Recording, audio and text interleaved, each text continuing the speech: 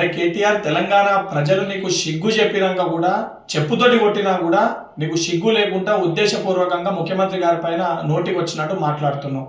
నిజంగా నీకు మీ అయ్యకి సిగ్గు శరం ఉంటే, తెలంగాణ ప్రజల పట్ల చిత్తశుద్ధి ఉంటే, 10 ఏళ్ళు మీరు పరిపాలించినప్పుడు తెలంగాణ రాష్ట్రానికి ఏం చేసిర్రో అది చెప్పకపోగా మీరు చెయ్యని పనులు ఈరోజు ముఖ్యమంత్రి గారు చేస్తుంటే అది జీర్ణించుకోలేక, తట్టుకోలేక ముఖ్యమంత్రి గారిని ఉద్దేశించి దూషిస్తున్నావు.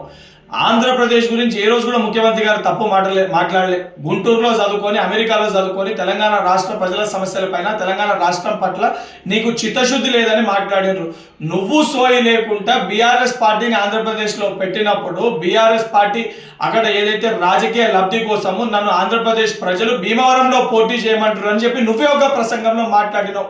ఈరోజు సిగ్గు లేకుండా ముఖ్యమంత్రి గారి వ్యక్తిగత జీవితం గురించి, ముఖ్యమంత్రి గారి యొక్క చరిత్ర గురించి మాట్లాడుతున్నావు. నీది మీ అయ్య చరిత్ర ఏంద్రా నాయన? మీ కె చంద్రశేఖర్ రావు అలియాస్ దుబాయ్ శేఖర్, మీ అయ్యకి దుబాయ్ శేఖర్ అనే పేరు ఎందుకు వచ్చింది? ఈ రోజు కూడా గూగుల్లో దుబాయ్ శేఖర్ అని కొడితే pet name, nick name of K Chandrashekar Rao అని వస్తుంది.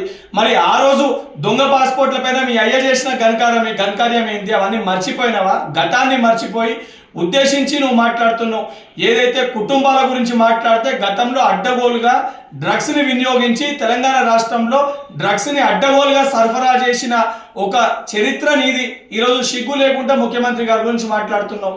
నువ్వు తెలంగాణ ప్రజలు నిన్ను, మీ అయ్యని ఇద్దరిని కూడా చెప్పులు అరిగేటట్టు కొట్టిరు. అయినా కూడా సిగ్గు లేకుండా ఈరోజు బయటకు వచ్చి మళ్ళేదో నీతివంతుల లెక్క, సత్యహరిశ్చంద్రుల లెక్క మాట్లాడుతున్నావు. నిజంగా నీకు సిగ్గు ఉంటే జూబ్లీహిల్స్ ఉప ఎన్నికల్లో కానీ, సర్పంచ్ ఎన్నికల్లో కానీ నువ్వు పార్టీ వర్కింగ్ ప్రెసిడెంట్గా అన్ఫిట్ అని చెప్పని ఈరోజు నీ సొంత పార్టీ కార్యకర్తలు మాట్లాడుతున్నారు. స్వయంగా నీ చెల్లెని నువ్వు దయ్యం అని చెప్పి సంబోధిస్తుంది. సొంత చెల్లెకి సమాధానం చెప్పుకునే ఒక ధైర్యం లేదా? అడిగే ప్రశ్నలకి సమాధానం చెప్పే సిగ్గు లేదు.